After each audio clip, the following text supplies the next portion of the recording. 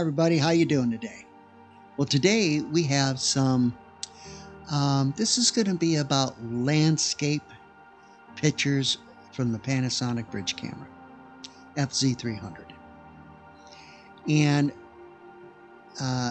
bridge cameras weren't really designed to capture the fullness of landscape photography.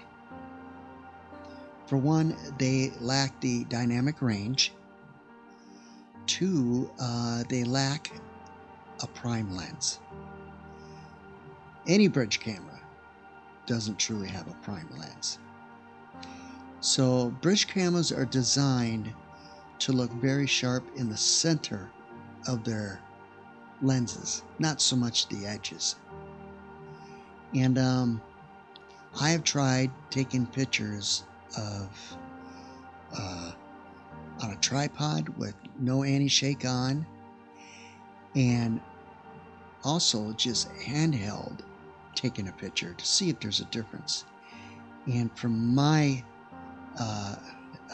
what I've come up with is there is very little difference between the tripod and the handheld. I mean, there might be a little bit of more sharpness in the tripod, but on social media you won't see it. So I say that if you're going to truly want to genuinely shoot full landscape photos, of course, you know, the lens on this is only a 25 millimeter. It's wide, but it's not extremely wide. Myself, I like taking scenic landscape photos. That seems to work better for the bridge cameras because you're zooming in just a little bit. Remember, the more you zoom in, the clearer the picture is going to be. Well, to a point. Anyway, I do not recommend using this bridge camera for true landscape photography. For one, it's a 1/2-inch sensor, and truthfully, I had a Nikon 3400D, which was an APC sensor, and I can tell you it takes a much better landscape photo than this Panasonic bridge camera would even come close to. Well, I shouldn't say come close to, but with software it can. But straight out of camera, not so much.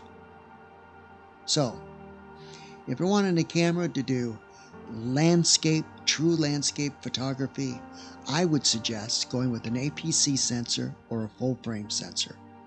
You could go maybe with the micro four thirds, but you know,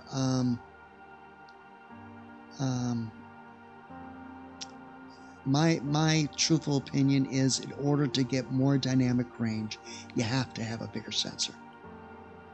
That's what it is. And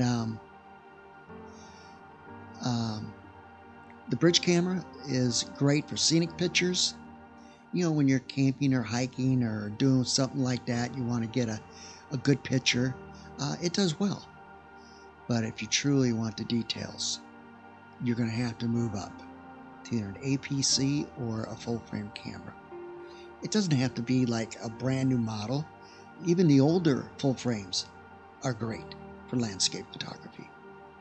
Do your research on the internet, and you'll figure out which one you want. Listen to your heart, because it'll always lead you in that direction. I eventually will want to do, more of a landscape type photography, but also taking pictures of people and places and things. So eventually I'll work up to, I am looking at the Panasonic S5 with a 20 to 60 lens on it. Would be all I would need, because I don't need anything more. The camera takes fantastic pictures. I'm not running video with it, so I don't care about the autofocus issue that everybody, that Panasonic has, because it's depth of field focus is what it is. And But if you're just shooting pictures with it, it shoots fabulous pictures. I mean, downright super great, fabulous pictures. And you can get them pretty cheap. You can get them for under $1,500 used. Because I don't buy new. I bought new once, my Panasonic fz300. And now there's so many of these cameras out there, and a lot of people didn't really use them that much. If they got a cage on them, they probably used them. But anyway, I like the Panasonic line. I have done Nikon, and they're very good too. I don't know about Canon because I really only owned a little Canon camera, and it did okay. But I prefer the Panasonic because I like the layouts of the screens. They're easy to understand. They got great stabilization in them. Even the new Panasonic S5 II is truly an amazing camera because it's got amazing stabilization for a top camera, like a vlogging camera or whatever. Anyway, that's my suggestion on the bridge camera. Is it will take scenic pictures just fine, but if you want the whole enchilada, the whole big view, I would suggest you bump up to APC or a full frame sensor so that you can get all that dynamic range. Because when you shoot into wide open, not zoomed in but wide open, you need more horsepower. you really do. You need more horsepower, and that's the only way I see that you can really truly get good landscape photographs. You know, it's not an all-one-do camera, but I will say it's a great four-wheel drive camera because it does what I needed to do. I want to give people a chance to pick up a halfway decent camera for $500 and show them what kind of pictures you can get out of this camera.